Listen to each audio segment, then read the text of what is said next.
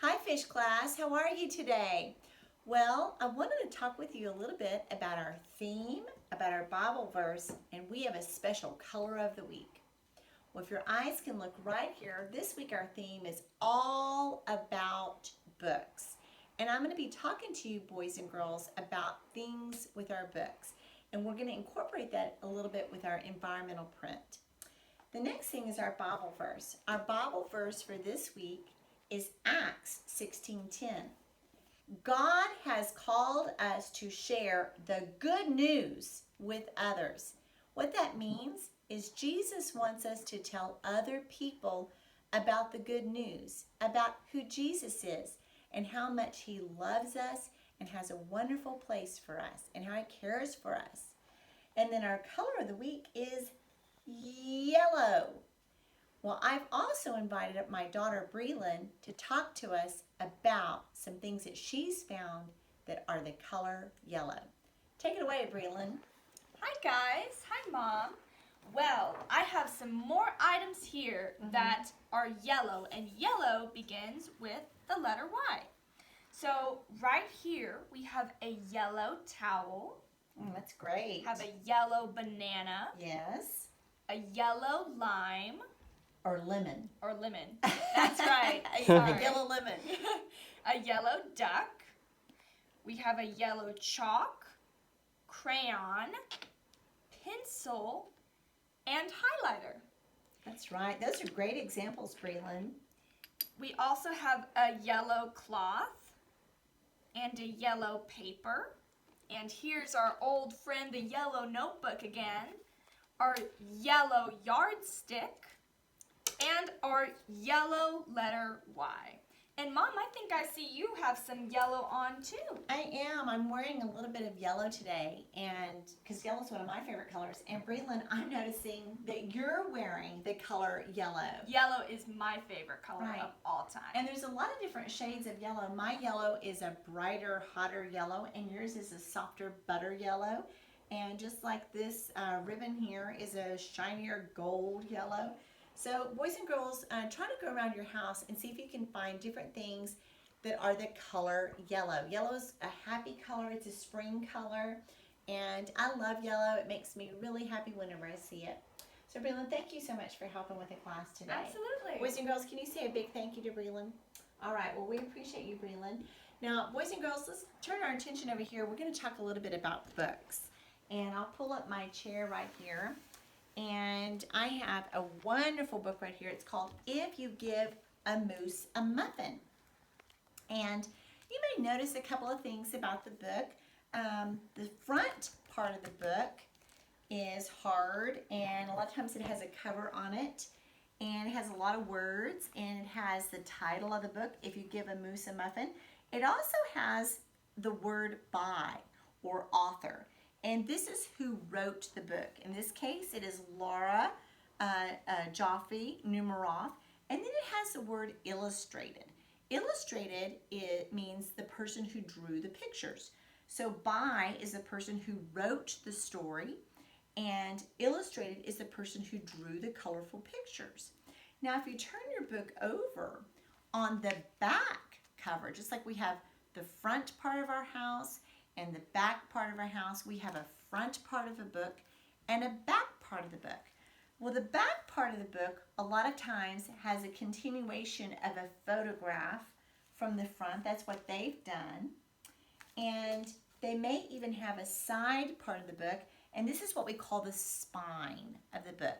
And the spine is the part of the book that holds all the pages together. So the book is held together by the spine. So again, the front has the title of the story, has who wrote the story, it has who drew the pictures, the author who wrote it, the illustrator who drew the pictures, the title. Here's the spine that usually has the title on the book as well. And then again, the back part may have a little bit more information, but a lot of times it's just a continuation. Then if you open your book, sometimes there's a little bit about the book on the front cover. Just a little tidbit about the information of the book. And then you open the front of the book again, And there's the same information, the title, the author who wrote the book, the illustrator who drew the pictures, and a fun picture that's stating something about the story. Then if you come on over here, they might have a little bit of more information, another little picture, but then your story begins. And a lot of times they may have page numbers, but this is all about your story. And these are some great things about our book. So this week it's all about books. I want you to notice the front cover, the back cover, the title of your book, and the title may be here, it may be on the spine, and the spine is what holds the book together. The title may also be on the title page. And I want you to notice the author who wrote your story and the illustrator who drew the pictures. So these are some neat things that you guys can notice about your book. Now I wanted to tie that in a little bit with environmental print.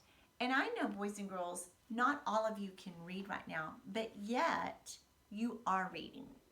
This happens to be a box of Cheerios. That's right, we love Cheerios in our house. These are Honey Nut Cheerios. And this box, just like your book, it has a front cover and it has the title of what's inside the box, and it gives you a little bit more information.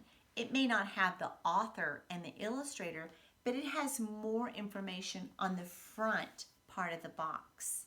Then if you turn the box over on the back side, just like the back side of our book, it's a continuation of more information about what's inside this box. Now this box actually has a spine here with all the ingredients of the Cheerios inside the box. And then on this side, just like the spine of your book, it has the title again, Honey Nut Cheerios. So I want you to think about a box. It's not exactly like a book, but it does have the front cover information, the back cover information, and the spine, which has information about the title of the book. And I've done a fun little project here for you. Since we are talking a little bit about environmental print, I took another box of Cheerios.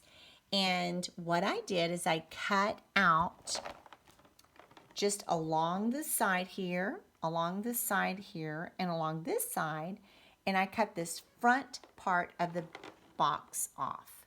And then I turned it over and I made all these different shapes.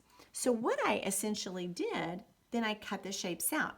So I made a puzzle to actually work.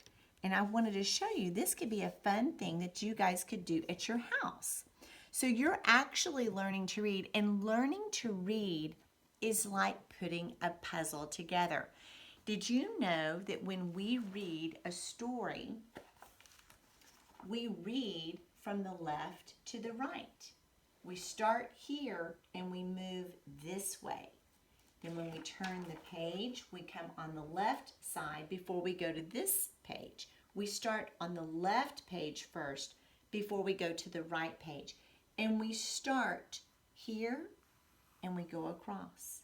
We start up here, we go across, then we come to the next line and we go across. It's just like putting together a puzzle. We learn to read one piece at a time. You're learning the alphabet. Then you learn how to write the letters. And then you learn how the letters sound. Then you learn examples of things that start with that letter, like we showed you this week. Yak and yogurt and year, things that start with those letters. And then we'll put our letters together and we'll form words. So boys and girls, reading is like putting together a puzzle. Just like Miss Donna, Miss Perla have been telling you, we learn the letters of our alphabet. You learn how the letter sounds. A for apple. A says A, or A says A. B says B for ball. So we learn our letters, we learn how they sound, Then we learn examples of things that start with that letter. And then you write your letters. You practice writing your letters. And then before you know it, you're going to be putting letters together to form words. And then when you put words together, you form sentences. So we've been talking all about books. The front cover has different information on it. The spine of your book has the title and maybe the author's name. The back of your book has information. Then we open it up. We have the title page, again, like we stated. And then we have our pages inside, and we read from the left to the right. So these are some simple things that we're learning. And reading is fun. Reading is a wonderful, wonderful way to grow your mind and go to new places. And it really is a whole lot like working a puzzle. Until next time, read some good books and know that Jesus loves you, and so does Miss Perla and Miss Donna. Bye-bye.